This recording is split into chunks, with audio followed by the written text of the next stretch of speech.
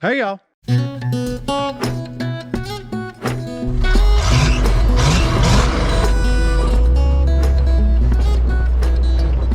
Welcome back to Andy's Little Homestead. The first rule of pushing snow is that 80% of it is looking cool. And you can't look much cooler than pushing snow in a 40-year-old square box Chevy. This beautiful machine, ladies and gentlemen, is a 1984 K20 with a built 400 small block in it, all set up to push the worst of what Northern Michigan can throw at us. And y'all wouldn't believe it if I told you, but I picked up this truck for $4 grand. It's got a couple dents in it. The previous owner was in his 90s and they may or may not have taken his license because he kept running into things. It's very unfortunate for him, but it worked out really, really well for me. So today we're going to talk about the engineering in this beautiful piece of machinery, and then we're immediately going to modify it to make our lives that much better. Now, part of the reason that I got it for so cheap is that the guy who kept putting all the dents in the side and the back and the front of it, he wasn't the one selling it. It was his like granddaughter's boyfriend, and he didn't know much about old trucks. All he knew was that it was stuck in four-wheel drive. But I was pretty okay with that because this has a 208 transfer case, and y'all may remember I recently acquired a 208 transfer case. Then I found out while actually looking underneath it, linkage was broke. It was a $5 part. I didn't even need to buy it because I stole it off my buddy Dan's truck. But we got smacked with snowstorms last week, and y'all, she did fantastic, even sitting on the mud tires that came with it. Now, you may look at a set of mud tires and think, yeah, it's got big old lugs, it'd be great for the snow, but that is actually not the case, and I'm gonna explain why. Mud tires got big old lugs in them that are made for grabbing mud, but also the sides of these are tapered. And that way, as they spin, they're ejecting that mud so they can grab more mud, good mud, better mud, I guess. But what they don't have is this little thing called siping. Siping is the tiny little bitty grooves that grab little bits of ice and snow so that the snow can grip to the snow. They also have softer rubber because, well, they're made to perform in the cold. So after slip sliding around on these bad boys for 3 days and get stuck out an unreasonable number of times, went on Marketplace, found some actual snow tires. These are actually for sale for 500 bucks. I talked them down to 450 because that's what I do. Already sitting on the rims, and they perform wonderfully. As you can see, they got good grooves, they got good siping, but those grooves, the walls of them are not tapered, they go straight down. It is amazing what kind of difference good tires makes in the land of snow and ice. Also a fun fact, these rims came off of a 2010, because in 2011 is when they changed the 8-lug bolt pattern. This is an 8x6.5. They used it from like the mid 70s all the way up until 2010, and I could be wrong about those dates, but I don't care enough to Google it. The point is, they're working great. Now, that's not to say that the truck has performed perfectly. You could put a brand new truck through the conditions that we had in the last week and cause some problems. I only managed to break one thing. This axle shaft. That ain't supposed to look like that. Fortunately, where it happened was about a mile away from my buddy Dan's house, and as y'all know, Dan collects old square bodies too. So I called Dan up and said, Dan, I think I broke an axle shaft. He said, oh, I got one. He said, you're gonna have to work for it though. It was about 300 yards through a field, snow up to my ass, in the back of one specific truck, but I did find it and we got it installed. You ain't gonna do much better than that. But she's been a wonderful truck. The transfer case hasn't given me any problems, but it is important, especially with the 208s, that you get that linkage dialed in just right. Otherwise, the synchros don't quite grab. It'll make all kinds of death noises. You don't want all that. Now, I prefer the older 205 as a transfer case for a plow truck because it's gear driven. It doesn't have a chain drive like this. It's still reasonably stout as long as you try not to be an idiot, which for me means we got a 50-50 shot of it holding up. I was blessed again by my buddy Zach, who got up with me and said, hey man, I've seen you plowing. You want an old boxy woo-woo light? I said, does Dolly Parton sleep on her back? Hell yeah, I want one. I mean, it draws like 76 amps, but man, does it look cool. This truck doesn't deserve a modern LED light. It needs that one. And as you can see, we got it set up with a proper counterweight here. Got 8 80-pound bags of concrete. It has certainly helped with traction, but there's one thing it hasn't helped with, which is what we're gonna fix today.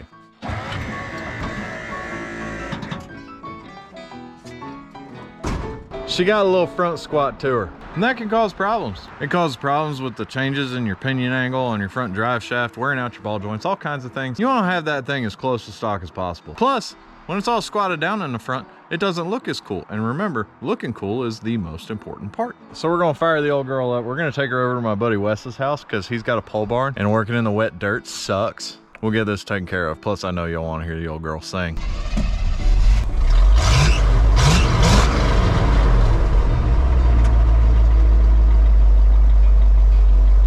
Now, when I say this old girl has a built 400 small block in it, I don't even know exactly what that means. That's just what I was told. But what I do know is that it is certainly not the anemic stock 180 horsepower that came in the early 80s. I assume they probably put like a towing cam or an RV cam in it, maybe did a little bit of head work. It still runs on 87, so I can't imagine they bumped the compression that much, but y'all, she can get it. Not just like by old truck standards, and I get 11 miles a gallon. It's part of my green initiative here at Andy's little homestead. Anyway, let's go for a ride.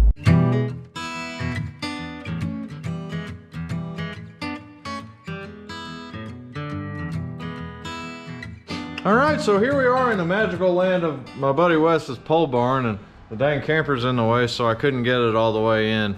I'm just happy to have concrete, y'all. That's good enough for me. And here, we're gonna install these. These are timber and overload springs. All they do is just go in place of the bump stops. For those who don't know, a bump stop is a thing that stops your springs from compressing all the way. All this does is just makes them longer. It's pretty simple. I'll be honest, they're fairly expensive. I thought about finding some springs in the junkyard and making it work, but the junkyard's under a whole bunch of snow right now, so this was kind of the easy way to do it. I'm not sponsored by these guys or anything. They're made in Canada, so I guess if it's good enough for plow trucks up there, that's what we'll do. So the first thing we're gonna do is we're gonna jack the frame up, not the axle. That way we're taking the pressure off the springs, giving us space to shove that beehive in there. Now, we're gonna put our Bluetooth jack stands in place, and we're gonna take this old bump stop off. Looks like it's just a single bolt in the top. We're gonna preemptively put a torch on it, because this is northern Michigan. I'm probably gonna need it.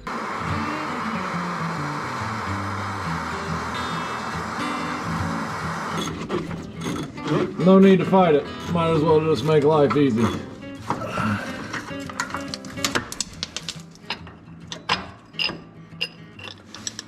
Alright, this might be kind of difficult to finagle in there. Yep. Alright, so had to lift it up just a little bit higher, but I think we got... Dang it! Get in your hole.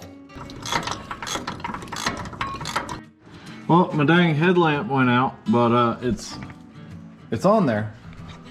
I promise it's on there. Just kidding, I just suck at pressing buttons. Anyway, let's see what it looks like when she drops.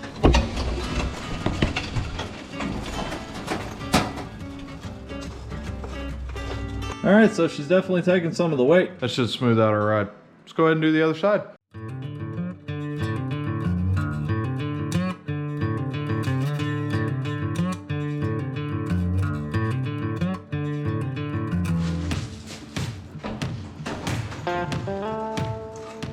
Alright, so we got it all wrapped up. We ended up getting about 1.5 inches of lift on the front, which may not seem like much, but that plow was really sagging down everything pretty good. I'm happy with it so far. Let's see how she drives.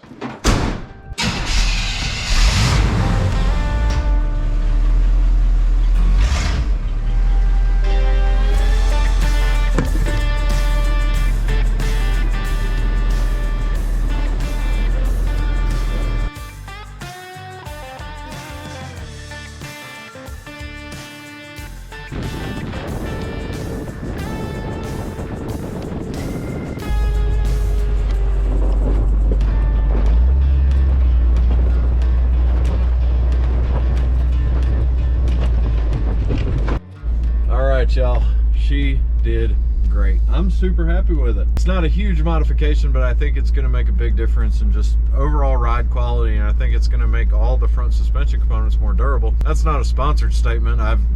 Timber and don't know who I am, but I gotta say I'm happy with their product. And there's other options. You got airbags and, like I said, adding leafs to it, but this was the simplest by far. Just one bolt. Well, one bolt on each of them. I think I did it right. I didn't read the instructions. Anyway, y'all, I'm really happy with this truck, and some people think I'm crazy because I will take a 40-year-old truck and run it, you know, commercially to make money plowing snow. The thing is, this is all part of a bigger plan. You see, the other truck, it's pretty much the same as this truck. The plow is the old cable controlled Western plow. They're the same. So if I can finally get to the point where both of them are up and running and one goes down, I can just take right over, or I can rob parts or do whatever. It's all part of the plan, if you could call what I'm doing a plan. As always, I hope y'all enjoyed and I hope you learned something. I love you and God bless. Okay, so started with Stacy. All right, she was the first one. That was a 2-wheel drive dually that I had. Then I had the white truck. That one I blew up the transmission in. And then I had the gray truck, the F-250. That one I blew up the engine in. Then I had the brown truck, the 78, and that's the one that I needed to get the transmission in, but I instead put it on here. I think that's all of them. Oh, the red Dodge, I sold that to get this one. I might have a problem.